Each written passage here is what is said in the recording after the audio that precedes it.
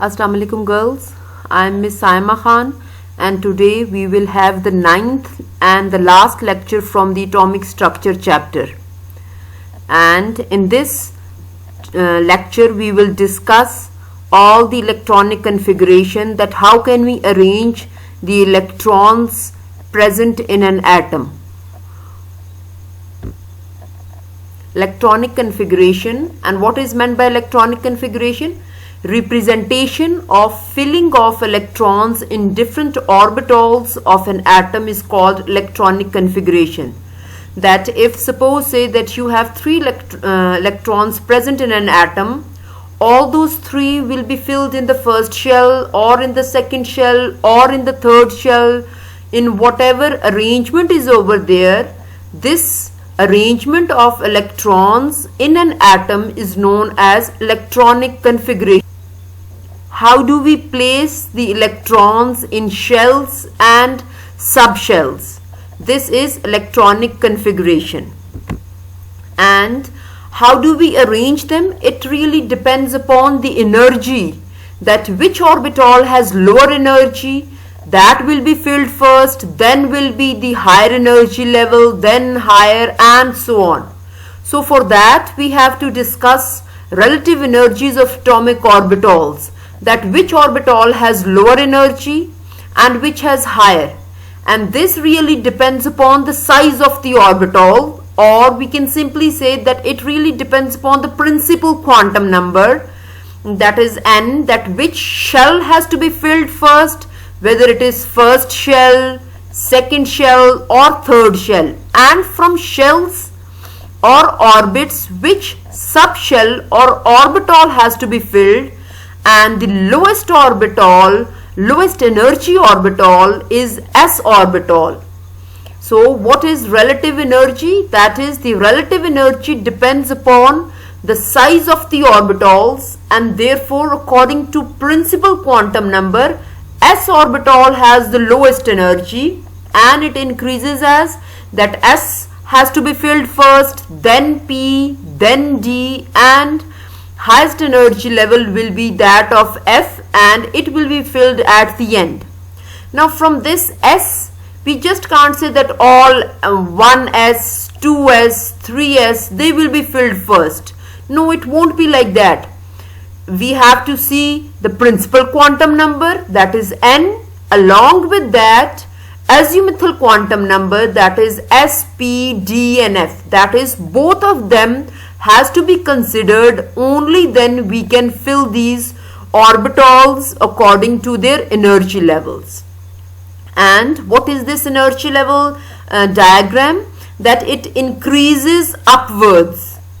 In your book, in mostly the books, it is drawn as this, that first the lower energy level, that is 1s, then comes the 2s. All the p orbitals are at the same energy level, that is all the three px, py and pz are at the same energy level, which are known as degenerate orbitals. They have to be filled then. After 2p, 3s has to be filled, then 3p, then 4s, and so on. So in this diagram we can understand that the orbitals which have lower energy are the ones which are present at the bottom, and it increases upwards because we have drawn the arrow upward. This diagram is really very important from exam point of view, girls, because they can ask you randomly that tell which orbital has to be filled first. So if you remember all this orally, you can really very easily give the answers, that whether 4s has to be filled first or 3d has to be filled first. So for this you have to make again and again practice so that you can prepare it properly. Then what are the rules? That is, that for electronic configuration, what things should be considered? That is, the following facts must be observed before we start filling the electrons over there. First is that an orbital like s, px, py and pz can have maximum of 2 electrons. That is, all the orbitals whatever we are taking it is impossible to have more than 2 electrons. Maximum can be 2 and minimum can be 0. That is, it can be an empty orbital, but there are chances that only 1 electron can be present or 2 electrons are present. Maximum 2 but not more than 2. Second thing which we have to consider is that the energy order, that which has to be filled first and then. And for that there is a rule which is N plus L rule, that is energy order of an orbital is governed by N plus L rule. And for this we say that an added electron will always enter the level with lower N plus L rule. That is, we have to first of all calculate N and then L, and from that when we add both those values, the answer which we get, the one which has lower that answer will be filled first and then will be the higher one. Such as, if we just take this example, these examples we can really understand it properly. That suppose we have 2 orbitals, that is 2s and 3d, and we are unable to know that which has to be filled first. So for that we can solve it in this manner, that it is 2s and n will be 2 while L is 0, because if you remember in the previous lecture we have discussed that L, which is azimuthal quantum number, will be represented by 0. L will be represented by 0. So if we add L plus N plus L, it will be 2 plus 0, which gives us answer as 2. So for 3D, N is equal to 3 while our L is equal to 2. So putting it in that rule, N plus L gives us 3 plus 2 is equal to 5. So from this answer 2 and 5, the one which has smaller value or lower energy value, that will be filled first. So we say that 2 is lower value than 5, so 2s will be filled first.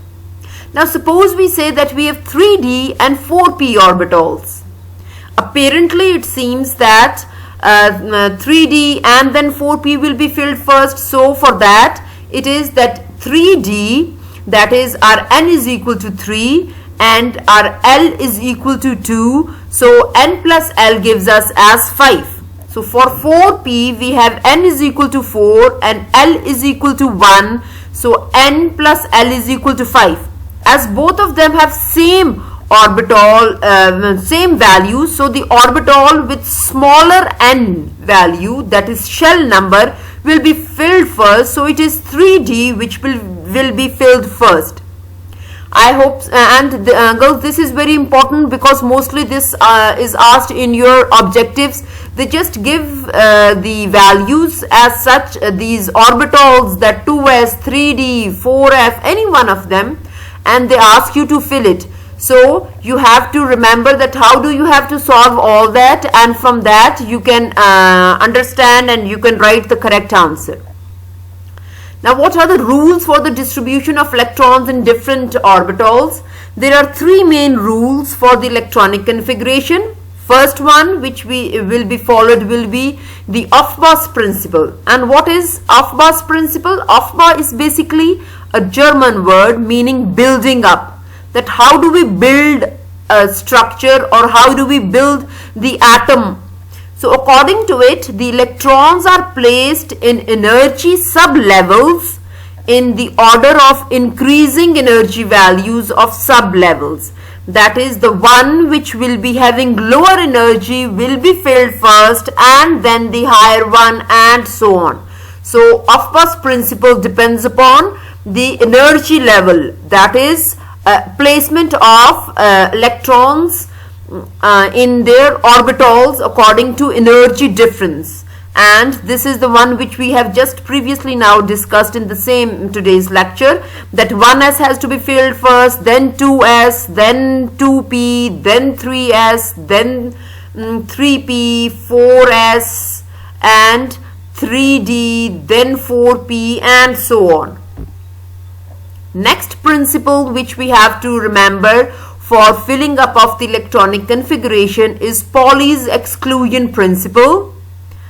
it was given by Pauli, and what is it? That no two electrons in the same orbital can have the same value for all the quantum numbers. We have already discussed in the previous lecture that there are 4 quantum numbers: principal quantum number represented by n, azimuthal quantum number represented by L, magnetic quantum number represented by M, and spin quantum number represented by S. They are saying that if we have 2 electrons, those 2 electrons, it is impossible to have both those electrons the same values for the quantum number.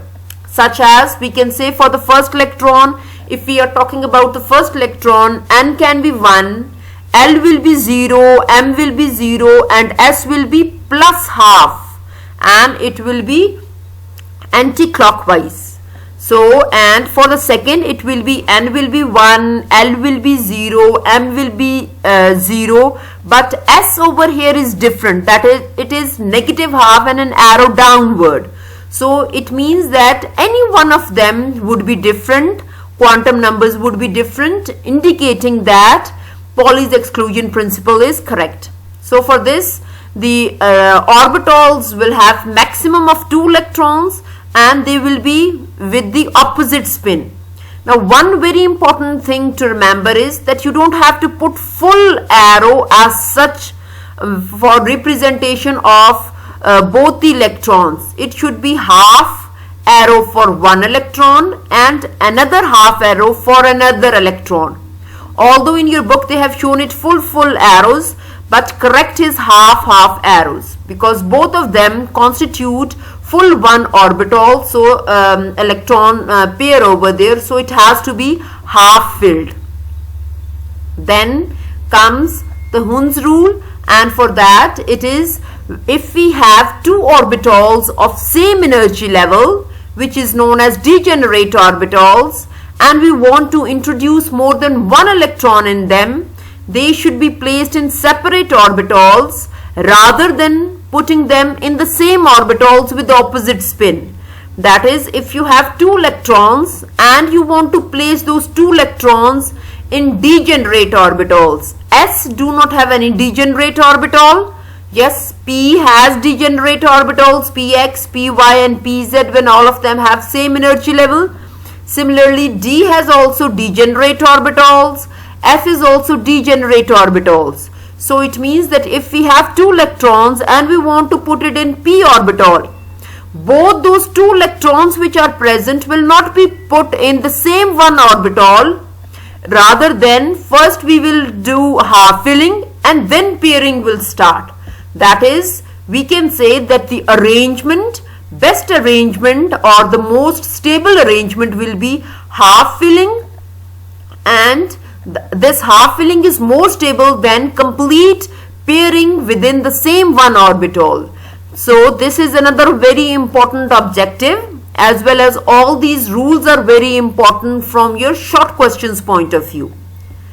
Then there are some examples that pick the orbital with lower energy level, and they have given that suppose we have 3d and 4s, 2p and 3s, 3d and 4p. The rule which will be followed again will be n plus L rule. So if we just put all that, that is 3d, for calculation of 3d it is n is equal to 3, L is equal to 2. So the answer comes n plus L is equal to 5. So for 4s it is n is equal to 4, L is equal to 0 and n plus L is equal to 4. So 4 is a smaller value, so 4s has to be filled first, then 3d. Similarly, now 2p and 2s, n is equal to 2, L is equal to 1, so it is 3. As well as for 3s, n is equal to 3, L is equal to 0, so n plus L is equal to 3. Now over here both of them have same energy, that is both of them have same values, 3 and 3. We have already discussed that if values are same, the one with lower n or principal quantum number will be filled first. So 2p, 2 is smaller, so 2p will be filled first, then 3s will be filled. Similarly, for 3d and 4p, both of them have same value, that is 5 and 5. So the one which has smaller n value or principal quantum number, that is 3d, will be filled first and then 4p. Then not exactly the same, they can give you different atoms, or they can give you different atomic numbers without mentioning that for what element they are talking about. They can write M, that is any metal or non-metal, or any X, and they can give you the atomic numbers and ask you to draw the electronic configuration. Excuse me. In your book they have given it for potassium 19 and calcium 20. So for that we can just draw it 1s, 2s. This you must have done it in your metric also. This is just a revision. 1s, 2s, 2p, 3s, and you have to write it like this on one side, and then with the help of the arrow you have to represent that which has to be filled first, then second, third, fourth arrow, and so on. And then you have to write the electronic configuration the way it is written on your screens. You can see that for potassium 19 it is 1s2, 2s2, 2p6, 3s2, 3p6, and 4s1. Or if you just see the first half, that is 1s2, 2s2, 2p6, 3s2 and 3p6, all these if you just add up the electrons, it makes it as 6, 7, 8, 9, 10 and 18. So this 18 is for that of argon. So you can even write it as argon and in square brackets and 4s1. Similarly, for calcium 20 it will be 1s2, 2s2, 2p6, 3s2, 3p6 and 4s2, or argon 4s2. Then electronic configuration for scandium, manganese and zinc, it is all written as such. For scandium it is 21, and for manganese 25, and zinc 30. Then which of the following from the following symbols pick the impossible case? We have already discussed in the previous lecture that maximum number of electrons which the orbitals can have are fixed, such as for S it is fixed, it can have maximum of only 2, P can have maximum of 6, D can have maximum of 10, and F can have maximum of 14.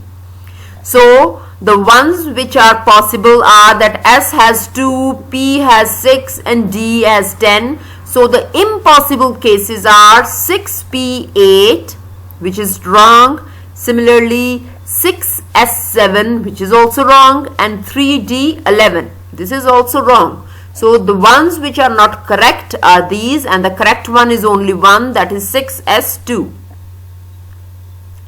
Then comes the last topic, which is magnetic properties. That is, what is meant by magnetic properties is that we take an atom or the compound or an element and place it in the magnetic field and study whether it is attracted by the magnet or is repelled by it. Now there are two conditions, either it will be attracted or it will be repelled. So they have explained it as paramagnetic substances and diamagnetic substances. What is meant by paramagnetic substances? All those substances which are attracted by the magnetic field. And why is it attracted? They can ask you that magnetic fields attract the atoms due to dash reason. Due to what reason? Due to unpaired electrons. If they are paired, they will not be attracted by the magnetic field, but if there are unpaired electrons left, they will be attracted. So for the paramagnetic behavior, it is must to have an unpaired electrons, and the examples are hydrogen, iron, Fe, iron, and so on. And diamagnetic substances, those substances which are not attracted by the magnetic field or weakly repelled. And why is it weakly repelled or not attracted? because of having paired electrons in the magnetic field, such as helium. Now in your first question of the exercise, they have asked you the options over there, and all the options are written over there. There is one question with a numerical, question number 2, and this is the part number, and in that you have to put this equation and you have to put the values. You can get the answer. All the rest questions are directly from your book. You can just answer it directly from there, and everything is done with this chapter. I hope so it is clear to you girls and there isn't any problem. Thank you girls. Khuda Hafiz.